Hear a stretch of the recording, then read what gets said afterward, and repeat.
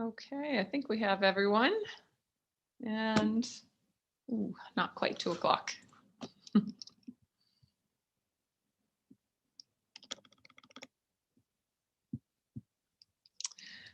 Okay, everyone, I've got 2 o'clock, so we will call to order our regular meeting of council, and we will start by recognizing that we are holding our meeting with most of us joining from the unceded territories of the Ubcm and Sishot First Nations, and we'll just appreciate that we're able to do our work on these lands. We do have an agenda in front of us. Are there any late items to add from councillors? Seeing none, any late items from our corporate officer? No, Madam Mayor. Somebody like to then move approval of our agenda? Moved by Councillor Holda, seconded by Councillor Poon. Seeing no comments, all carried. And we have minutes for the meeting held at 9:30 a.m. and the regular meeting held at 2 p.m. on May 25th, 2021, and the special meeting held at 10:30 a.m. on June 7th, 2021. Move to adopt. By Councillor seconded by Councillor Poon. Any comments on the minutes? Seeing none, all in favor? Carried, thank you. That brings us to public input period, which is an opportunity for members of the public to submit input on topics of relevance to City Council. We take a maximum of 4 submissions and they'll be read aloud by the Director of Corporate Services, and submissions can be made by emailing council@portalberni.ca. Twyla, is there any public input today? No public input received. Thank you very much. And we'll move on to our delegations, and we are excited to have one delegation today, and that is the introduction of our new manager of community safety. So I will turn it over to Twyla to introduce our new manager. Thank you, Mayor Minions, and I join in the excitement to introduce Chris Baker, our new manager of community safety. Chris comes to us with extensive knowledge in the field of bylaw compliance and enhancing community safety through collaboration and teamwork. Chris has worked as the bylaw and animal control supervisor in the municipality of Squamish, where he specialized in supporting bylaw and regulations compliance, administration, and operations, and all while working with the relevant agencies. Prior to his work in Squamish and Whistler, Chris had held operation positions and had been a civilian contractor with the Canadian Forces on peacekeeping missions. So having said that, Chris has joined the virtual meeting and he welcomes any questions of council. Wonderful. Well, welcome, Chris. We are super excited to have you in this position and to have the experience that you bring. So we're really looking forward to having you get right into the bylaw role, which, as we know, is a big one. Any comments from yourself?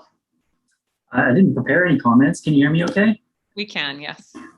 No, I didn't prepare any comments, but yeah, very excited to be here. And yeah, my first week last week was great. I really enjoyed the structure that was sort of laid out for me with chunks of time with different people, and to see the city through different people's perspectives. So that was great. And yeah, I look forward to continuing to meet all of the different people, different agencies that will help me. And yeah, definitely looking forward to it. Wonderful. Council, are there any questions for Chris? Councillor Paulson and then Councillor Corbeil. Well, I think I would just really like to welcome Chris to the Alberni Valley, and I hope that you get settled in and enjoy your life here. It's a beautiful place to live. And I would also comment that you are the second person that is moving to Port Alberni from Squamish. And so let us continue to steal from Squamish to make our community better.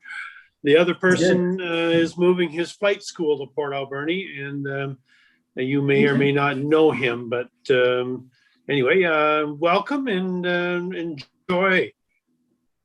Probably not just the second person moving from Squamish to Port Alberni. It's the second person I know of recently. Thank you. Councillor Corbeil and then Councillor Haggard.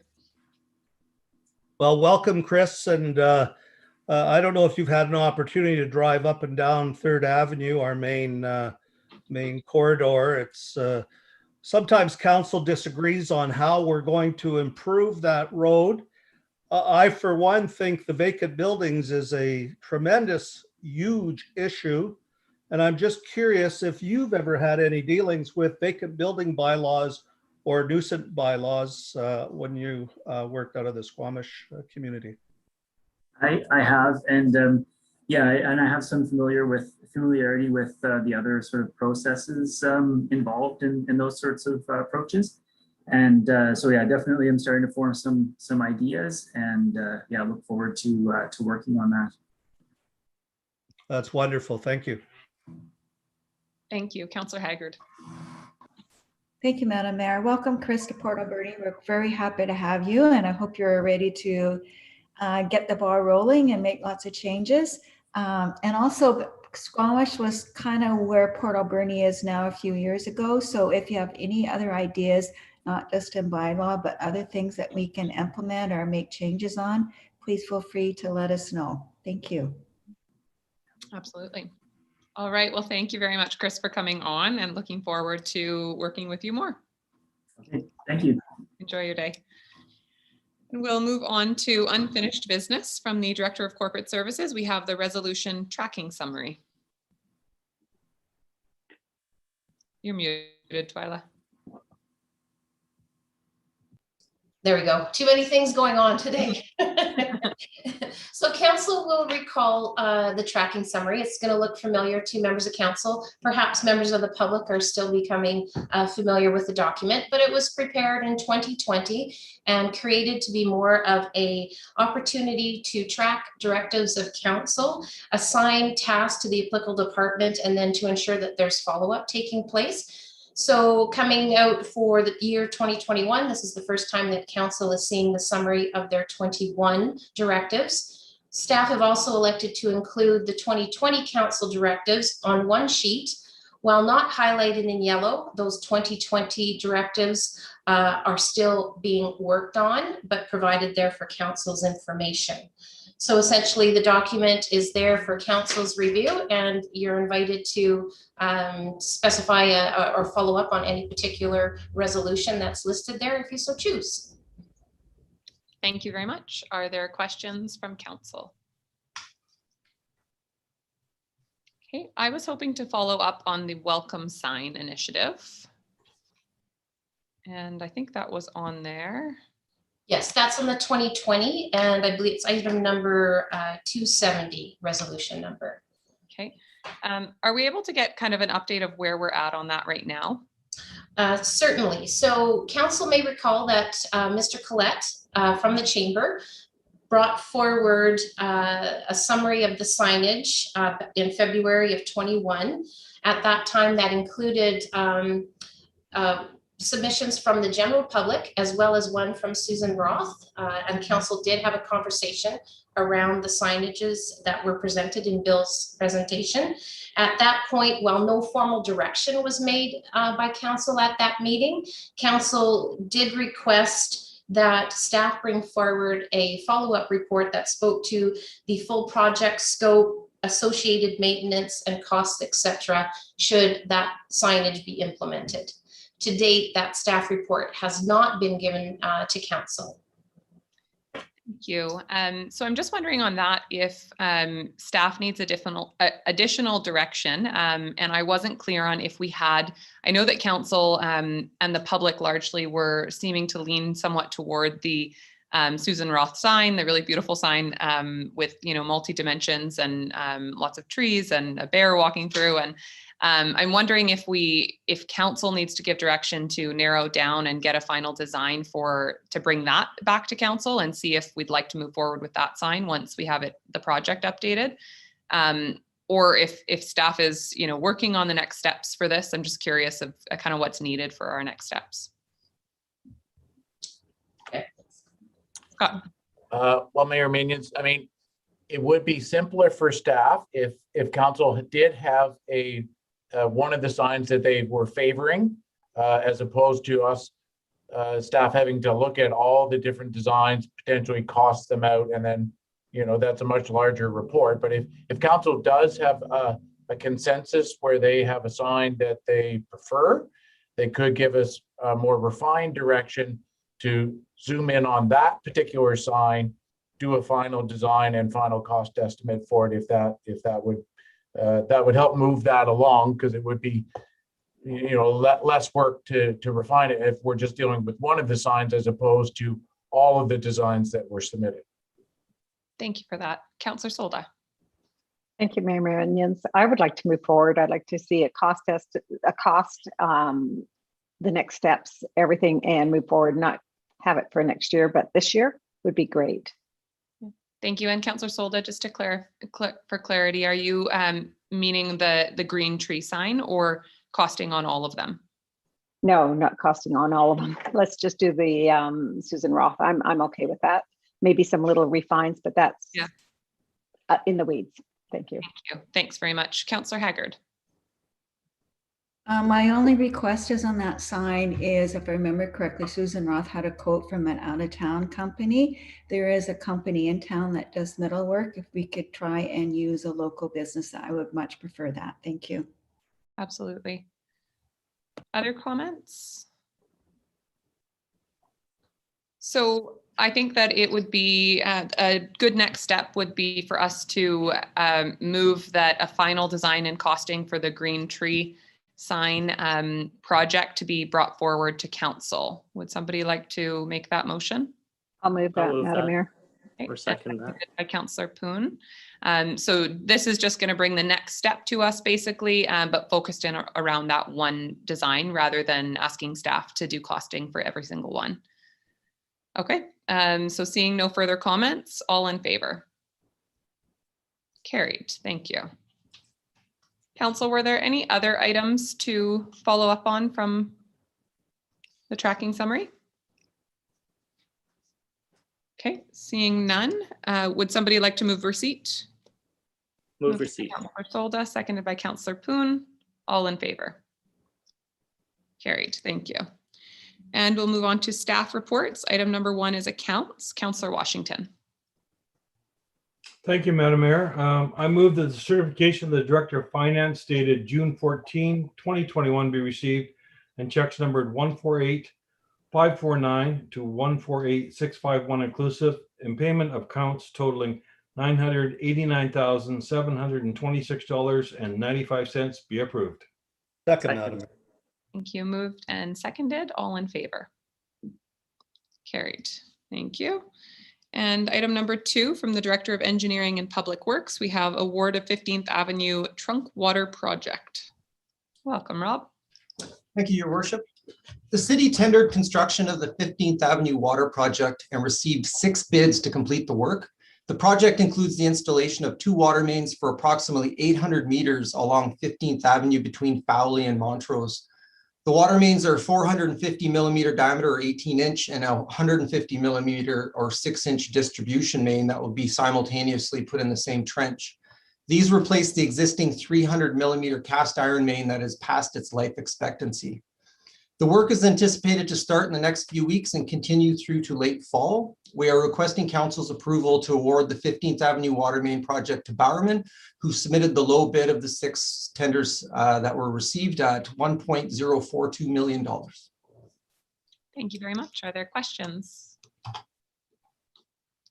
Okay, seeing no questions, Councillor Paulson, would you like to read the motion? I'm a little foggy today, but I'll give it a go. I'd like to move that council award the contract for the 15th Avenue Trunk Water Project to Bowerman Excavating Limited for the tendered price of $1,042,611.15, and that includes GST. Second. Thank you. Seconded by Councillor Poon. Seeing no comments, all in favor? Carried. Thank you. Item number 3 from the development planner, we have development permit 2103. Welcome. Great. Thank you, Madam Mayor. For consideration by council is an application to alter the form and character of a commercial building at 3111 and 3123 3rd Avenue. It's one building that's actually over 2 lots. And to clarify, this is the Rack and Rally, which is about a couple blocks from City Hall on Argyle on 3rd Avenue. And The building itself is currently under renovation, and the owner is requesting this development permit so that they can actually complete the improvements to the exterior facade. And the permit is required because the building is within a commercial development permit area. The applicant is proposing a new, very modern style facade, incorporating new siding, large windows, and a substantial amount of lighting. And the city's commercial development guidelines really do place a considerable amount of emphasis on crime prevention through how the buildings and the properties are designed.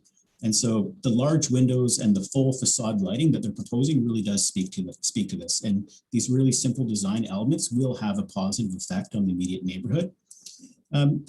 This proposal does meet all of the city's DPA guidelines and the requirements of the zoning bylaw, and the planning department is supporting the issuance of the permit. Thank you. Thank you very much for that report. And I'm sure council is very excited to be seeing a next step on a building that has been sitting there, partway through construction for far too long. So I'm certainly happy to see this coming forward and with what looks like a positive design. Are there questions from council? Councillor Solda and then Councillor Paulson, and I got everyone on the list. Councillor Solda first. I have no problem, Madam Mayor, of going forward with it, but my problem is how long is it going to take? I mean, this last project renovation or in between renovation, whatever you want to call it, has been going on far too long, way before the last election, and it needs to move forward. And if this is going to take a year, 2 years, I have problems with that. And it's not fair to the businesses around that area, and or even on 3rd Avenue itself in Argyle. So maybe somebody has an answer to that. Thank you. Scott? Well, I can't guarantee exactly how long it's going to take, but this is, this development permit is the next step in allowing this to continue.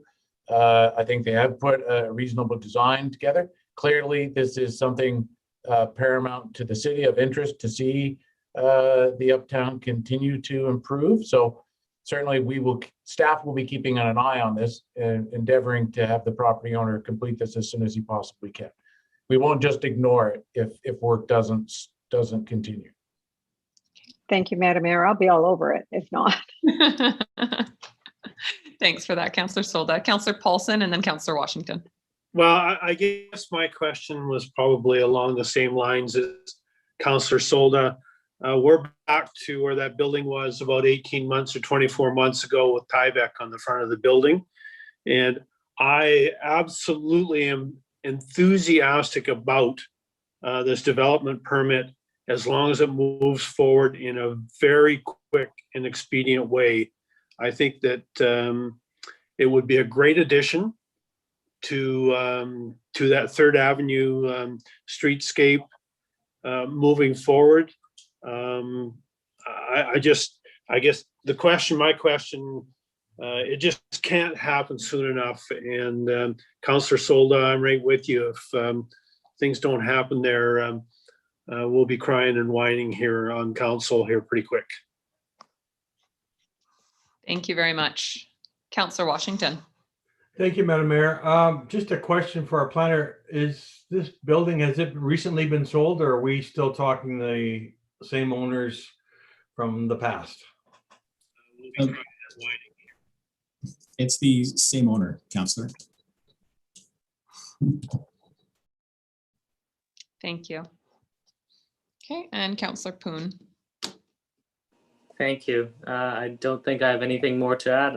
I share the sentiments of my fellow councillors. Thank you. Thank you. Councillor Corbeil. Well, again, along the same lines, but I'm wondering if is there something the city could have done to have sped this project up? Of course, they had to apply for a development permit in this case. Is there some way we could review how we do this? Because this has been sitting there for an awful long time.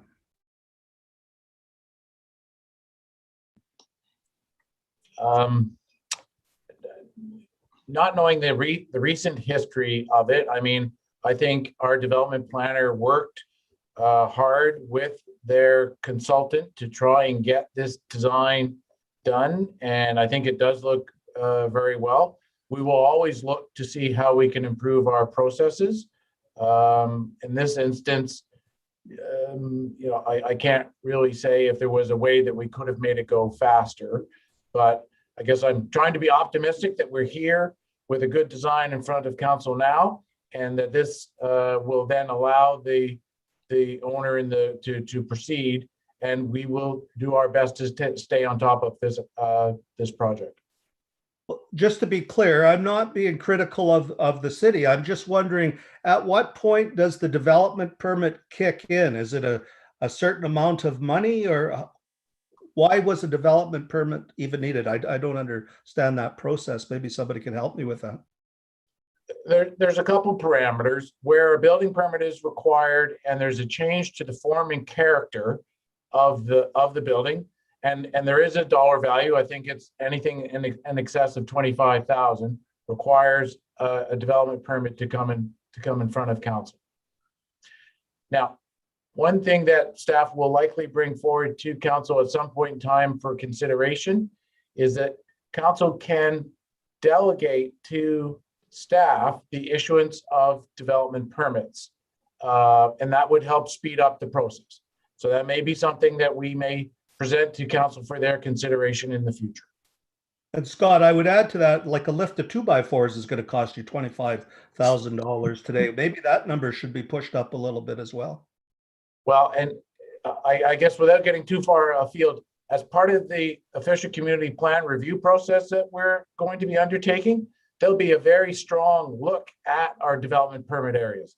The guidelines, are they still appropriate? Should they be refined more? Should we have different ones in different areas? And the threshold for exemptions is certainly something else we will likely consider. Okay, thank you very much. Yeah, thank you. I think those are great questions, Councillor Corbeil. And I think just to look generally, I know that we've also applied for the Ubcm Grant that is intended to help municipalities look for opportunities to make kind of streamlined changes to development permits, specifically around housing and other things. But I think the $25,000 mark catches me off guard as well, because it is just so challenging to do any kind of update for less than that amount of money right now. So it might be something that, was appropriate when it was put in place, and maybe now needs to be re-examined. So certainly the OCP process will be a great time to take a look at that. I have Councillor Haggard. Did you have a comment before I go on to people for second comments? No, I'm good. Thank you, Madam Mayor. Okay, thank you. Then I have Councillor Paulson, and I believe Councillor, did somebody else have their hand up? Nope, maybe just Councillor Paulson. Just a refresher, just to remind everybody that this facility actually had qualified for a facade improvement grant. And unfortunately, the owner developer let that grant lapse over a period of time. So I think that's probably leads to the questions about the timeliness of this proposal and getting it done. But just a reminder that the city stepped up to the plate with that facade improvement grant, and unfortunately, they weren't able to take advantage of it. Yeah, absolutely. Okay, with that, Councillor Corbeil, could you please read the motion? Thank you, Madam Mayor. I move that council authorize the issuance of development permit number 21-03, and that the Director of Corporate Services be authorized to sign the permit, including the following development plans prepared by McGill & Associates Engineering, titled Facade Improvements 3123 3rd Avenue, and dated April 14th, 2021. Second. Thank you. Seconded by Councillor Poon. Any final comments? Seeing none, all in favor? Carried. Thank you. And item number 4, also from the development planner, we have development permit 21-07. Thank you, Madam Mayor. And for consideration by council is an application to build 2 residential duplexes at 3573 11th Avenue. Issuing this permit will enable the owner to construct these duplexes in what's already a single family or 2-family residential neighborhood. It's not often that we see duplex construction requiring a development permit, but this property is within the multifamily development permit area, and it's zoned RM1. And the RM1 zone just happens to be a fairly flexible zone that does allow the construction of duplexes if the owners wish, and that's what's occurred in this case. In terms of the design, the proposal is very typical of modern low-density residential development, and the applicant has provided all the required parking, landscaping, and usable open space. The proposal also meets the site development regulations of the RM1 zone, including density, lot coverage, and building height. This application meets the DPA guidelines and the requirements of the zoning bylaw, and we are supporting the issuance of the permit. Thank you. Madam Mayor, I just would like to note that we kind of skipped item 4 onto item 5. But the good thing is we all caught that. So, But council could ask any questions of the development planner for this one, deal with this one, and then switch back to item 4 if that would probably be the easiest way. I think that's perfect. We'll go with item number 5 for now because we just heard the overview. Thank you for that, Brian. Council, are there any questions on this one? Okay, seeing none. Councillor Washington, would you like to read the motion for number 5?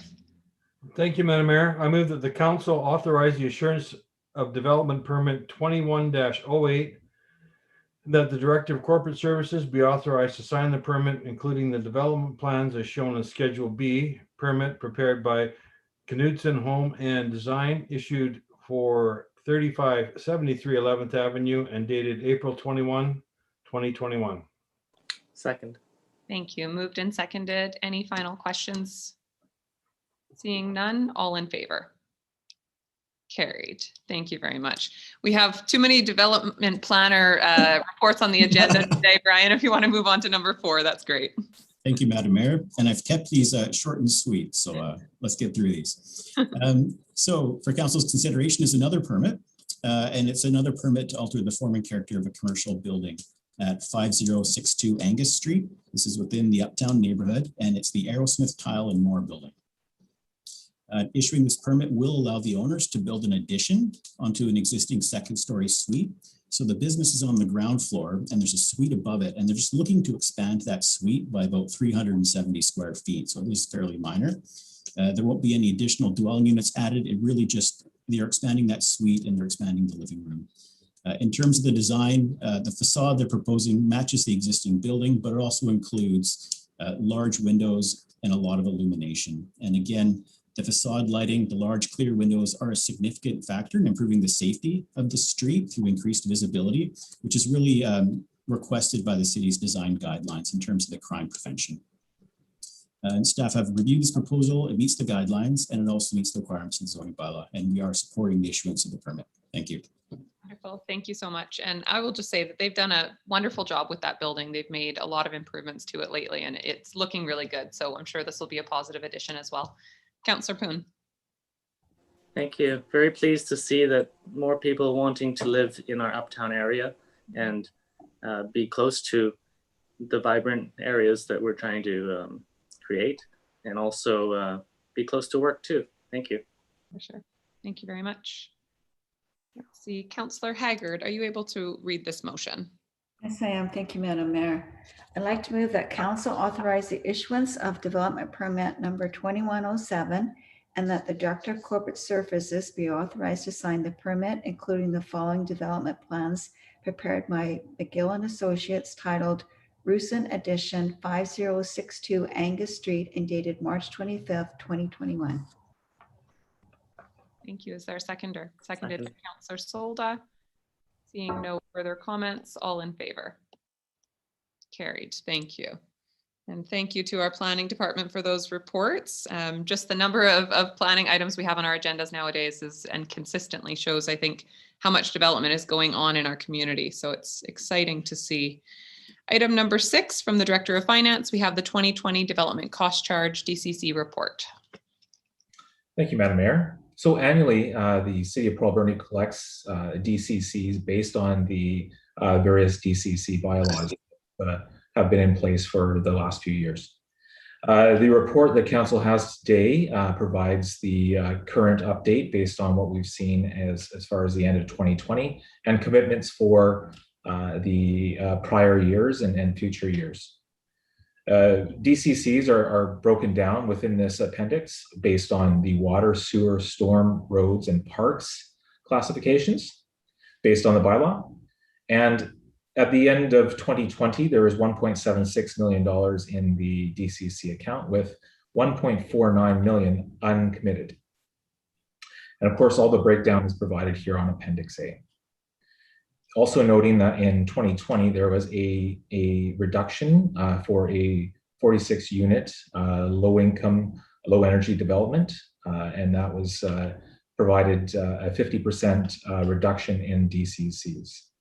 So this is provided to council, and this is a report that council will see annually, and it will be provided usually after we complete our annual audit.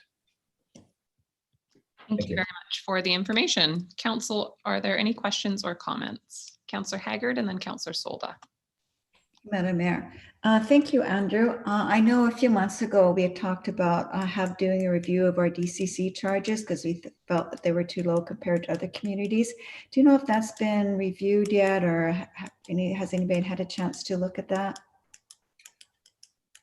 Madam Mayor, so we've discussed internally about the process to undertake that, and it is an extensive process because we do have to identify any future projects for growth and development.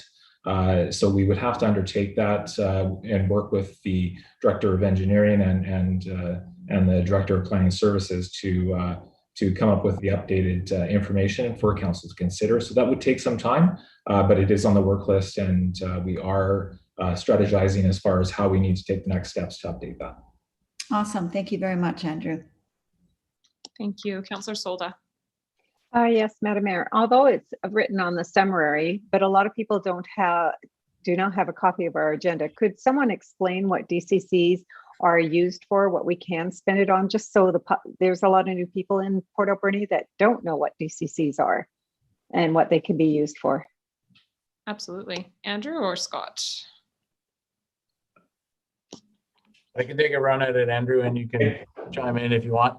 So development cost charges are a charge essentially on new development, whether it's a subdivision, new commercial development, new industrial development, new multifamily development. And they're charged at various stages depending on what it is. And they're essentially fees. So when a development builds, they have to pay for their own service connections.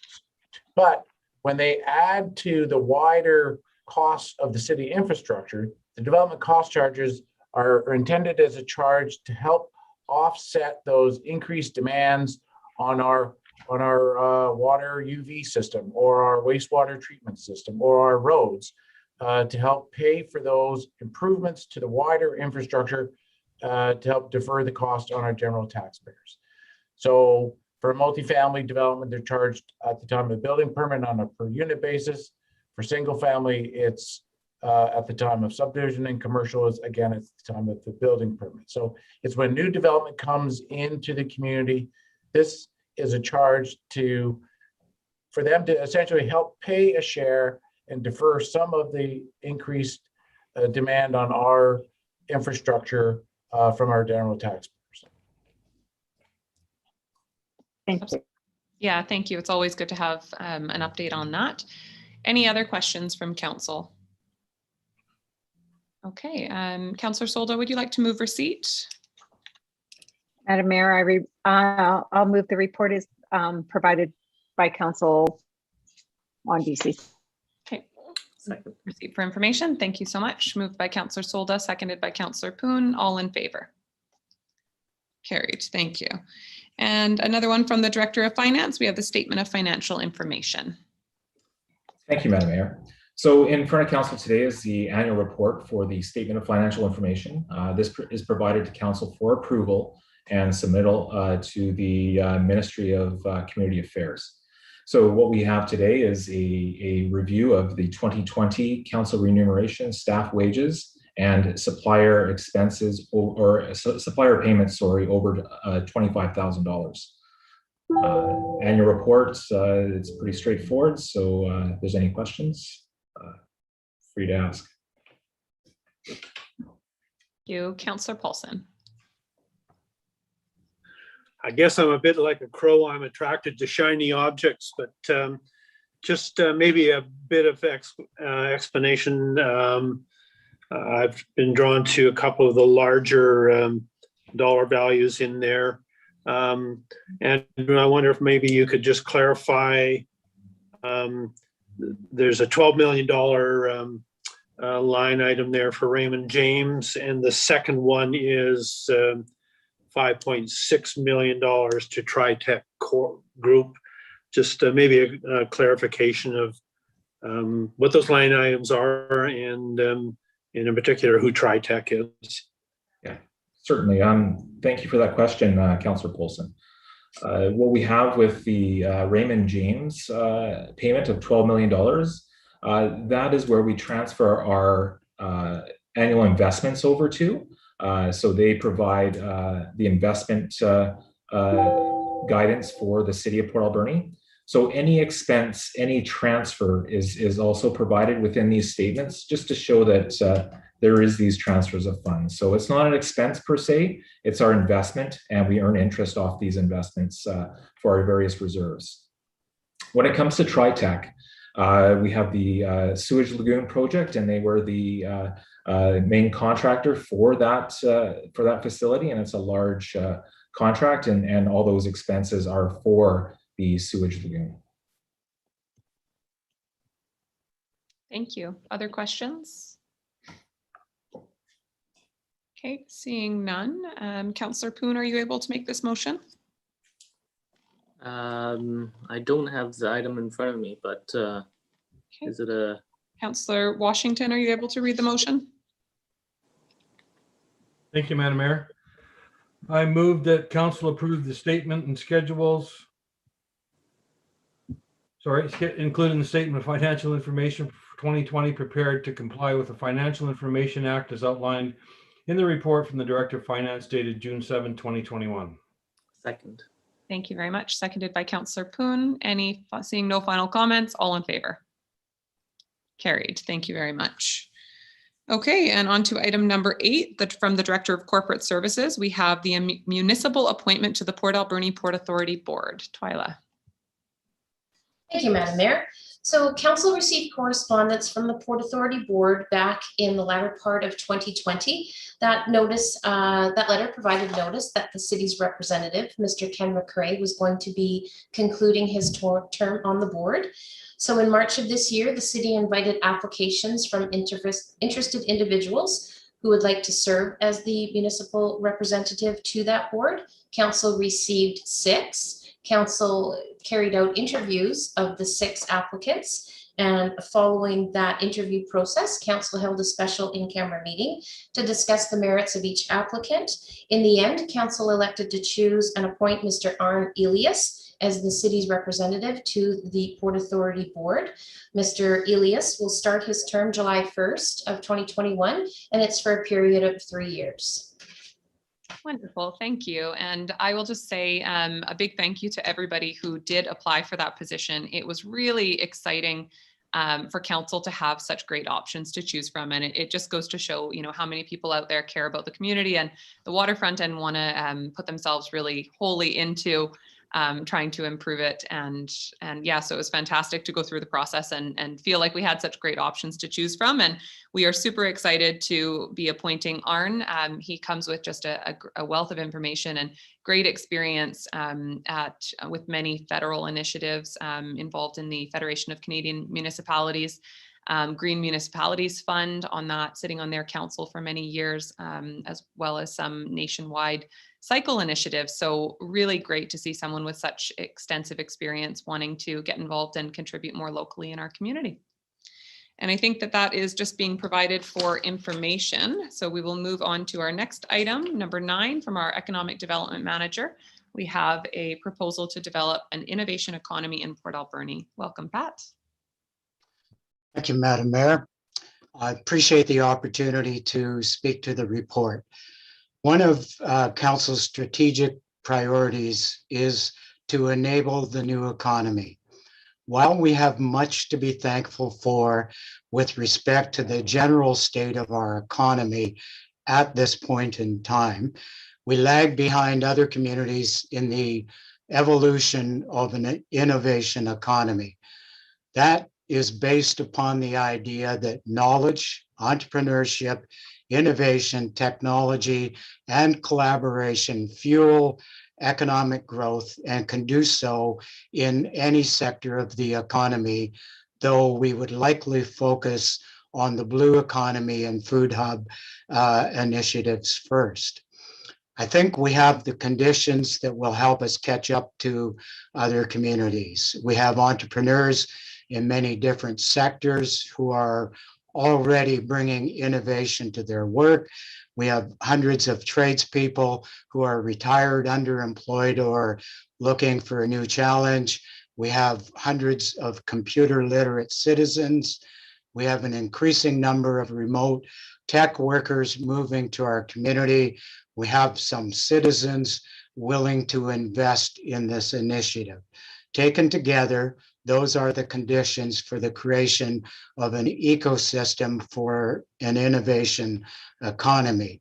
In this report, I am asking for council's approval for two things. One, an application that has already been made to ICE-T, the Island Coastal Economic Trust, to cost share $169,000 budget for this work. And two, a 22-month sole source contract spanning 3 fiscal years for a total of $125,000 of that budget to go to Spring Activator, a group that has assisted in Campbell River's innovation economy renaissance and the acceleration of Cowichan's food hub startup. With respect to the ICE-T application, I had asked Lynn Robert, the CEO of ICE-T, to review a draft proposal for the creation of an ecosystem for the innovation economy here in Port Alberni. Lynn read it, thought it was the right thing for Port Alberni to be doing at this time, and invited me to apply to the innovation support stream of their economic infrastructure and innovation program.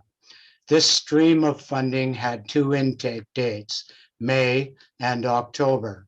Rather than wait, I applied to the first intake.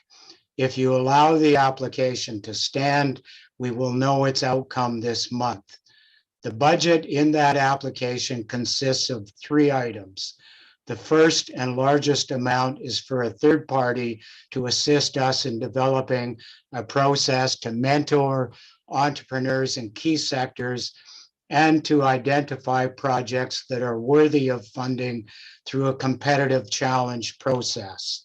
The second largest amount is to hire a part-time term position project manager, which is 1 day per week, to ensure the project moves forward continuously.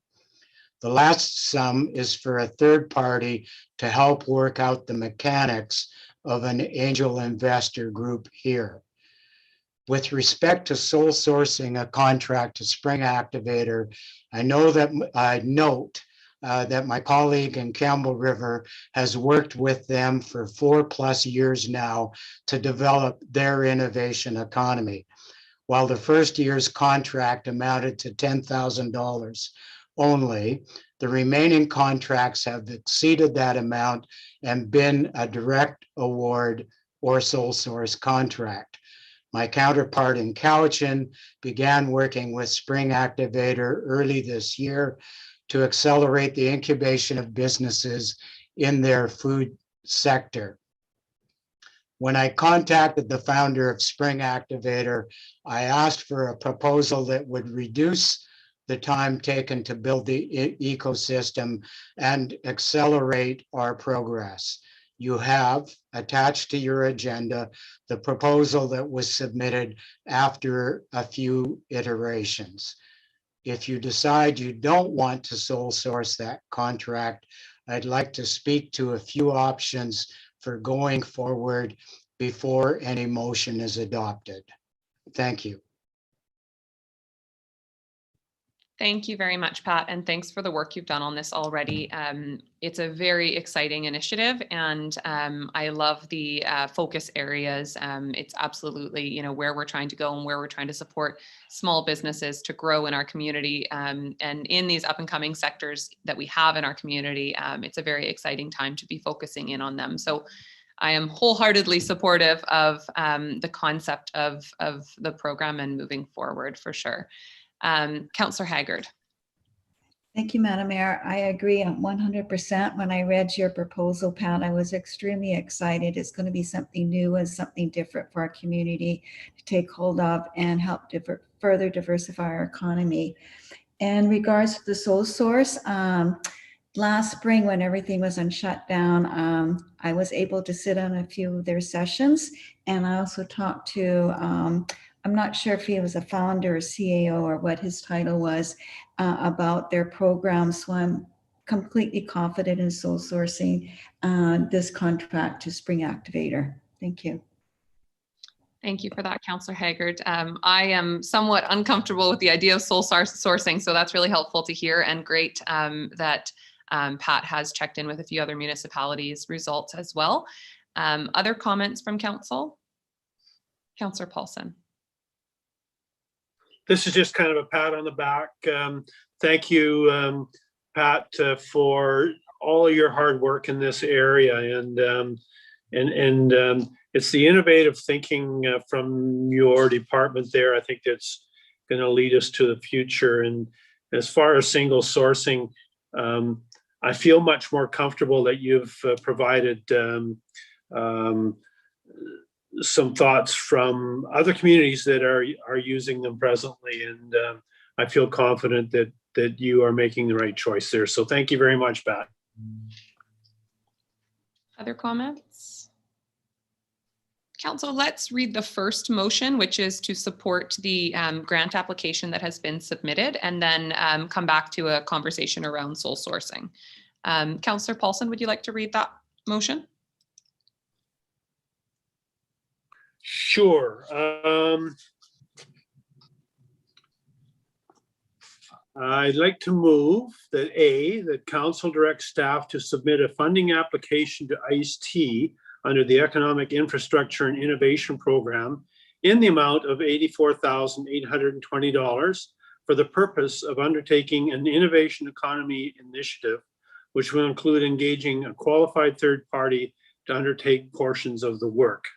Perfect. Is there a second? Seconded by Councillor Poon. Are there questions or comments on this piece? Okay, seeing none on the motion, all in favor? Carried. And sorry. Oops, sorry. Okay, and then the next part is actually not written as a full motion. It has options in it. So council, now I wonder if there are any questions more specifically about sole sourcing.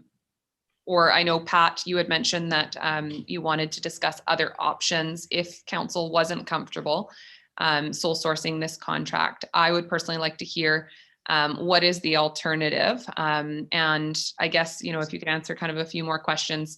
I understand this company has a great track record. Appreciate that we've been speaking to other municipalities that are very happy with their work. Do we know if there are other companies out there, or have we spoken to any others that, you know, would potentially, if we put this out to RFP rather than sole sourcing, that would potentially be putting in bids that, you know, could be an even better fit? So what are kind of the pros and cons of moving forward in this way? Thank you, Madam Mayor. Spring Activator is one of the only companies that is in this space. And they are certainly taking the opportunity to build on the work. So they're in about 40 plus municipalities around the globe. Two of them on Vancouver Island. They're also in Squamish. And so I'm very, very comfortable in, I've looked at other companies that might be in this space or might be considered to be in this space, and I'm very comfortable with Spring Activator's work. So given that you do have some concerns about sole sourcing, I see three other options, only one of which is in the report. So those would be: one, approve the contract for the remainder of this fiscal year, which would amount to $23,133. Then review progress on the initiative and decide whether to continue with the proponent or go out to RFP. The second option that I see is that they have extended an invitation to every member of council to attend either or both of two challenges that they are hosting this week. One on Wednesday evening, the latest in the Campbell River challenges, and that's going from 5 to 8 p.m. And then the second is there's a national finale challenge also being directed by Spring Activator that is going Thursday afternoon from 4 to 7 p.m. And if you wanted to do that, my request would be that we would revisit the ask in the June 28th council meeting.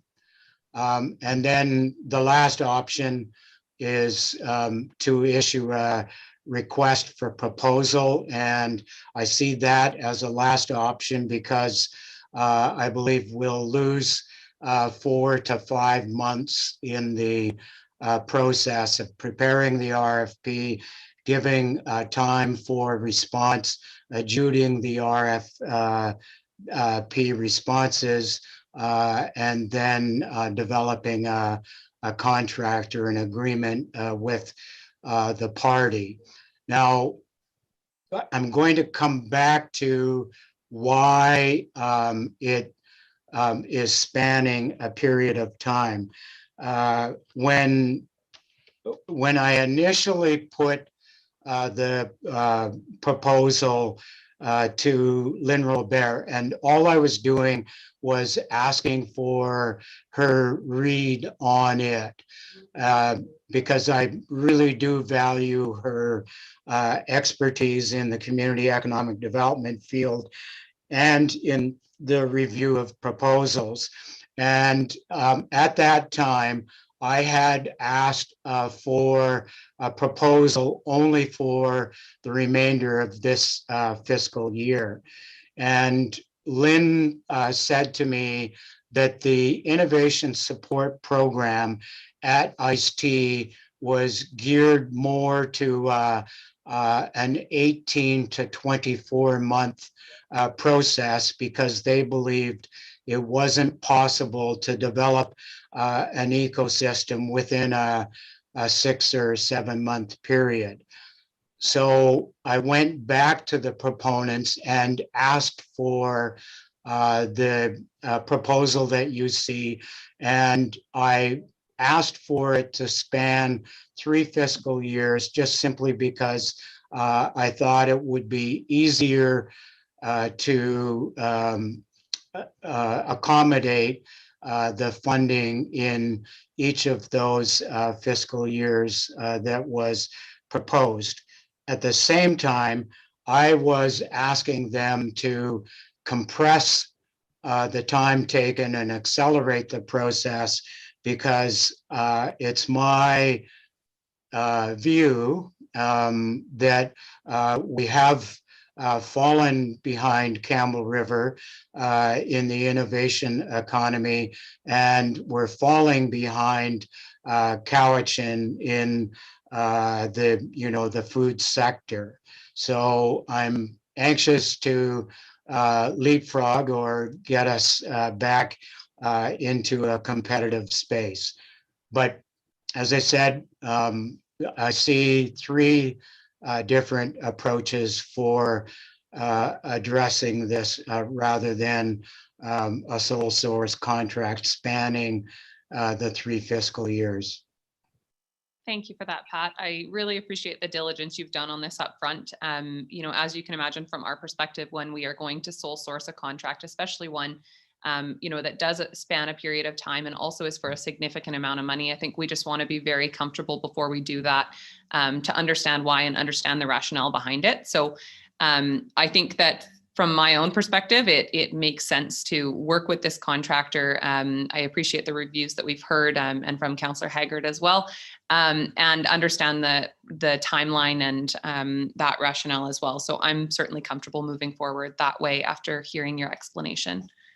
Are there other comments? Okay. Seeing none, I will move that council provide direction to sole source awarding the contract in the amount of $125,500 to Spring Activator to assist the city in developing the conditions for an innovation economy. Is there a seconder? Seconded by Councillor Haggard. Any final comments? Seeing none, all in favor? Carried. Thank you. Thank you very much. Thank you, Pat. Okay, and moving on to item number 10, the flag raising ceremony. Twyla, are you able to briefly speak to this? Absolutely. So council is aware that the city is very excited and pleased to be hosting the flag raising ceremony of the Shashot and Hoopachesit flags on June 21st. In order to accommodate the scope of the event, we are looking to council to support the road closure to carry that out. And that motion is on the agenda for council's consideration. Thank you. And as we've been sitting in this meeting, I've literally been watching the flag poles themselves be raised in front of my window right now. So it's nice to see that work be done. I want to thank city staff for making sure that they've been able to get it done on a timeline that worked. We really wanted to make sure we could raise these flags on National Indigenous Peoples Day. And as council is aware, we do raise the Shashot and Hoopachesit flags every year on National Indigenous Peoples Day. Of course, the difference this year is that we'll be raising them and leaving them up, and now, you know, recognizing those territories every single day in the city of Port Alberni, as we should. So I think it's a really exciting step forward for our community. And personally, I feel very proud because it was as a result of one of the recommendations that came as out of our reconciliation committee that, of course, I was the co-chair of, along with Chief Councillor Cynthia Dick at the time. So really happy with the work that group did. And I think this is a huge step forward for us as a municipality. Councillor Washington, would you like to read this motion? Thank you, Madam Mayor. I move that council on behalf of the city of Port Alberni authorize a temporary road closure on Argyle Street between 4th and 5th Avenue on Monday, June 21, 2021 from 10 a.m. to 4 p.m. to conduct a flag raising ceremony in honor of raising both the Hoopachesit and Shashot flags for permanent display at City Hall, subject to notification of emergency services, consultation with all affected businesses to minimize potential conflict and traffic concerns, and that the event be held in accordance with provincial health orders and guidelines. Second, Madam. Thank you. Moved and seconded. Any comments? Seeing none, all in favor? Carried. Thank you. And on to bylaws, number one from the Director of Development Services and the Deputy CAO, official community plan bylaw and zoning bylaw amendments for 4279 Ravenhill. Scott. Thank you, Madam Mayor. So before you is for council to consider final adoption of an OCP and zoning bylaw amendment for a property located at 4279 Ravenhill. The applicant is proposing to rezone a portion of this property to R1 single family residential to allow a one lot subdivision of the property, with the remainder of their property to be rezoned to P2 or Parks and Recreation Zone. And that's the section to the west near Ship Creek Ravine and Road. A preliminary layout review letter for subdivision has been issued to the applicant. and that will require the registration of a restrictive covenant also over this environmental area, and several items related to stormwater drainage that have been worked out with our engineering department. The proposed land use change is consistent with the OCP and character of the neighborhood, and the planning department does support this proposed OCP and zoning bylaw amendment, and I'd be pleased to answer any questions. Thank you very much. Are there any questions from council? Okay, seeing none, would somebody, let's see, Councillor Corbeil. Sorry, I just wanted to ask Scott, when this came up before, one of the neighbors had issues of drainage, and I heard you talk about storm sewers. Will this, is there any concern about the neighbor's property and drainage going into that property? I just walked it the other day, and there appears to be a natural creek that should take water away, but I'm not sure if any city staff has looked at it closely. So as part of the subdivision review process, we worked with our engineering department. So it's just not storm drains connection. There's several conditions in the subdivision POR that will require some improvements to help manage drainage and the impact on the neighbor, and also along our public road right of way of Ravenhill as well. Thank you for that. Councillor Corbeil, would you be able to read the motion?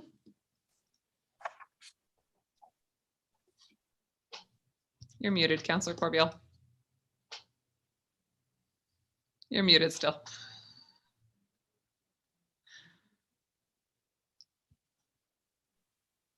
There we go. I move that the official community plan amendment number 33, 4279 Ravenhill Avenue, Janaki, bylaw number 5018 be now finally adopted, signed by the mayor and corporate officer, and numbered 5018. Second.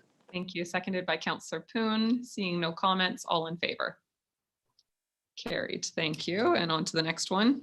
Further, I move that zoning bylaw number 43, 4279 Ravenhill, Janaki, bylaw number 5019 be now finally adopted, signed by the mayor and corporate officer, and numbered 5019.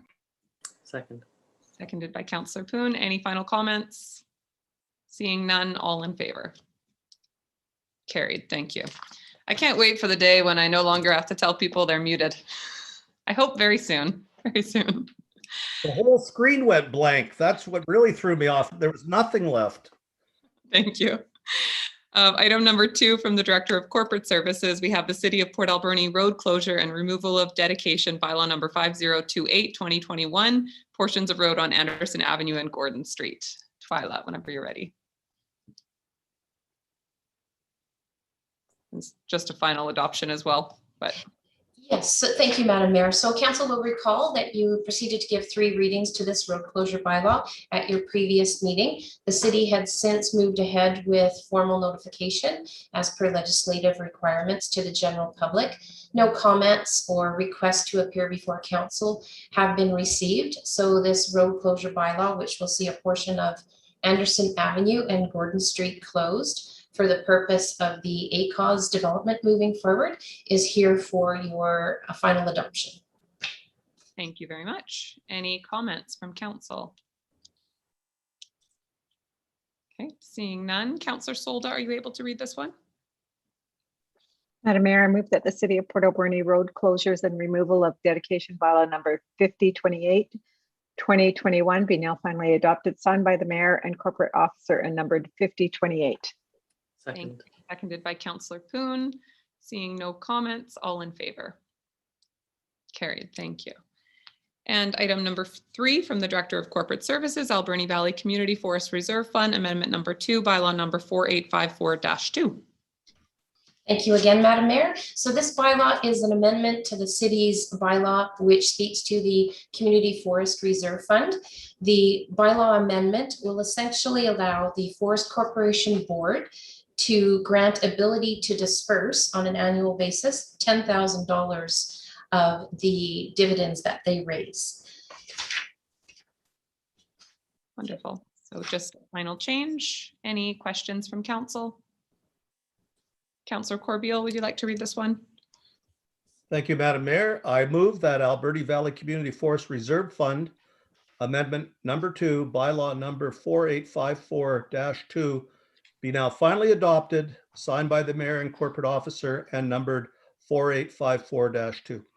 Second. Seconded by Councillor Poon. Seeing no comments, all in favor? Carried. Thank you.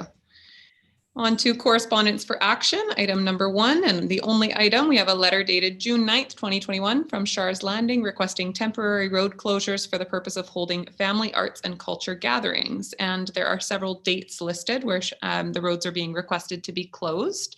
Are there any questions about these events? Okay, Twyla, any comments to add on these? The only thing that I would like to bring to council's attention is the fact that we are still working on BC's restart plan. So some of the items that Shar is taking the lead and requesting to host, we're still in the air as to no final numbers. So the resolution that is provided here for council, staff are confident that it covers all those aspects off as we continue to have restrictions lifted and the parameters surrounding events, both indoor and outdoor, moving forward. Thank you very much. Councillor Washington, could you read this motion? Thank you, Madam Mayor. I move that council authorize a temporary road closure of Argyle Street between 4th and 5th Avenue, July 1, August 1, and September 5th, 2021, from 9 a.m. to 12 midnight for the purpose of holding a family arts and culture gathering, subject to notification of emergency services in BC Transit, consultation with all affected businesses and residents, implementation of a traffic plan, provision of standard liability insurance, regulation of noise as per City Noise Control Bylaw 2009, number 4718, COVID-19 safety plan in accordance with the provincial health order and guidelines, capacity attendees to align with BC's restart plan guidelines. Second, Madam. Seconded by Councillor Haggard. Any questions? Councillor Paulson. Just I noticed in the proposal, they're asking for use of the City of Port Alberni tents and street barriers. I don't think street barriers are a problem, but I know that the allocation of the tents goes through the Community Investment Plan Fund. And then just refer it back to Shar to make sure that she's aware that that application should have been made some time ago, because I'm sure that the tents have been allocated, and maybe they have already done that, but just I know that that's a different procedure than just asking for in a letter to council. Thank you. I think Twyla has been connecting with Shar on this and has made her aware that there is a process for that. Twyla, anything to add on that? Yeah, you're absolutely correct, Madam Mayor. We have referred Shar. She is aware. And just for council's information, you may recall that that program was actually undersubscribed because of our COVID requirements. So we'll probably be in a position to accommodate Shar. Great. Wonderful. Okay, so we have this moved and seconded. I don't see any further comments. All in favor? Carried. Thank you. No proclamations today, so we'll move on to correspondence for information. We have the correspondence summary dated June 14th, 2021 on page 103. Twyla, did you want to just highlight what's in the summary today? Thank you, Madam Mayor. So you have 11 pieces of correspondence, everywhere from UBCM to other municipalities, and a couple from residents as well. So the items are there, and if council would like to bring forward any one of those 11 items specifically, please ask and staff can answer any questions you might have. Thank you. Any questions from council? Councillor Solda, and then Councillor. Yeah, sorry. Madam Mayor, the letter number 5 from Mike Roberts about residents expressing concern about a tree in front of his home, which is city, I believe. And I know the city has been, Parks and Rec has been around and have been trimming trees and looking at danger. Has this letter going to be forwarded over to Parks and Rec? Will it be? Sorry. Thank you. Yes, it has been, Councillor Solda, and I was hoping to have either Willa or Amy available for some follow-up, but neither were available for this afternoon's meeting. But staff will continue to work with Mr. Roberts. Excellent. Thank you. Thanks very much. Councillor Corbeil. Thank you, Madam Mayor. Well, I was going to talk about that as well. I've walked by that tree and there are dead branches in the tree that should probably be taken care of. When I looked at our bylaw, it refers several times to a commission, which of course there is no commission anymore. But I was talking to another citizen just yesterday regarding trees in a couple areas, and it might be something that we want to think about down the road. There's a fine line sometimes between safety and trees being an inconvenience. And I don't know if it would make sense to have some sort of group that kind of stuff is referred to or not. But in particular, that tree, yes, it does go over the sidewalk and it does have some dead branches. So I hope somebody does take another look at it. The second letter was one from Aaron Breverick, where he talks about Roundup. Now, I'm sure the city doesn't use Roundup anymore, and I suspect there's a lot of communities that have outlawed it, but maybe that's something we could ask for a report back on the use of Roundup. Yeah, Twyla, are you able to highlight a bit of the history there and where we're at right now? So what I can comment on is I understand the city did have a bylaw back in the day that spoke to pesticide application. That bylaw was rescinded, and that was back in 2012. I understand it was quite a topic of conversation between former councils and the community overall. And the last direction that staff had been given was to prepare a policy that spoke to the use of pesticides and herbicides and educate the public generally. Unfortunately, that policy has not been created. And this stemmed back to, I believe, 2015, if I'm not mistaken, 2016, when that directive was given. So we can follow up with the parks, with Willa, our director of parks, to see what the practice is today. But presently, the city does not have a bylaw nor a policy that speaks to that use. Thank you. I was not a part of the council that rescinded it, but I was a part of the council that gave direction to bring a policy forward. And I do remember it being quite a controversial topic at the time. And I think it ended up being, a bit of a matter of time availability and staff that we never ended up getting back to the policy. But I think it's absolutely time that we revisit that. And I don't think it was ever the intent of the last council I was on or the one prior to that to rescind that and not have anything else put into place. Twyla, would we need a formal motion to direct staff to bring back a draft policy or bylaw? Yes, please. Yeah. Councillor Corbeil, would you like to make that? So moved, Madam Mayor. Thank you. And seconded by Councillor Solda. So that is a motion for staff to bring back a policy or a draft policy regarding the use of pesticides in the community. Got that moved and seconded. Any comments? Seeing none, all in favor? Carried, thank you. And I did just want to comment as well on the comments around trees. And, it is a fine line sometimes between, a tree, between trees being a safety issue or just needing to be maintained. And I know that we have been doing better at maintaining our trees proactively, but I think it's incredibly important in a community that, has some very large, well-established, beautiful trees that give great value to our community, that we focus on maintaining them rather than letting them get to a point where they end up a safety issue that we have to pull out of the ground. In most situations, we will never see the regrowth of those trees to the point where we're taking them down in our lifetimes. So I think it's important that we really focus proactively. We also don't have a green streets bylaw or policy, as many communities do. So that might be the next step for us. But I know just basically as a start, I know that our city as an organization has been more focused on proactively taking care of our trees, trying to avoid them getting to the point where we need to remove them. And I just think that's so incredibly important. Once a tree is gone, a mature tree, it's gone for our lifetimes. Would somebody like to move receipt of our correspondence for information log? I'll move receipt of items 1 through 11. Great. Recommend. Moved by Councillor Poon, seconded by Councillor Corbeil. Councillor Solda, did you have a comment? I do. Number 11, Leslie, have we responded back to her on her emails and letters? Twyla? We're going to, if council may recall, we're going to develop a Q&A for questions that are submitted. And then that summary will start forming part of the agenda package on a monthly basis. Just at this point, staff were, and this is all time permitting of staff to respond to the various questions that are being submitted. So we hope to have that Q&A on the next regular meeting agenda.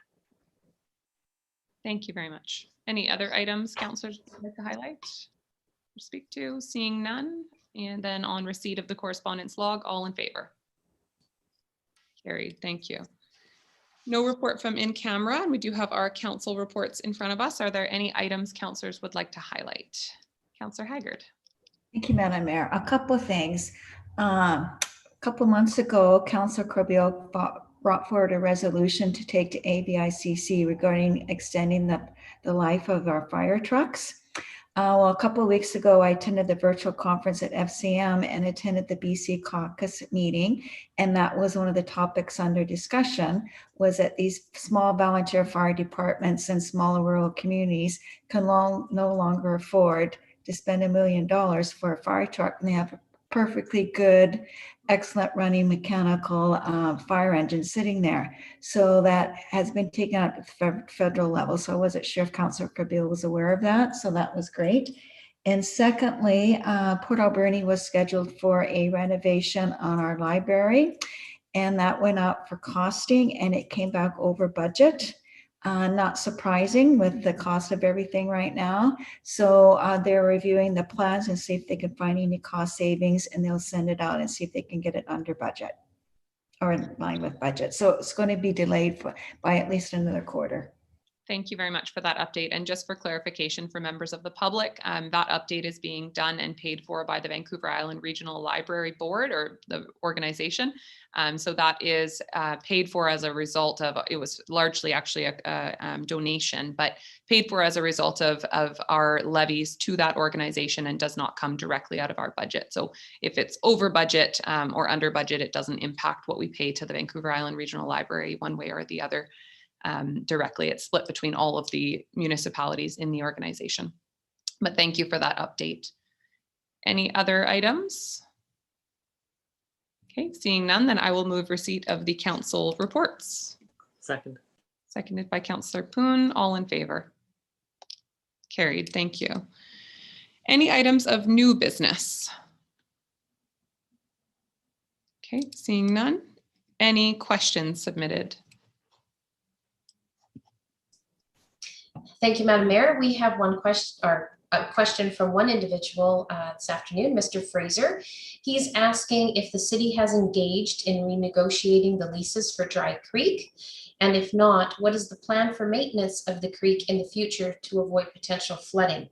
And lastly, are we going to clean up the overgrowth left by the city's lack of maintenance under the old leases, or are we just walking away from it? Thank you. And I'm not sure, there's nothing that we can formally say on that at this point, likely. Twyla, is there any information we're able to share? No, not at this time. Okay, thank you very much. Okay, if that is the only question, then would somebody like to move adjournment? Move adjournment. Thank you. Moved by Councillor Poon, seconded by Councillor Solda. All in favor? Carried. Thank you very much, everyone.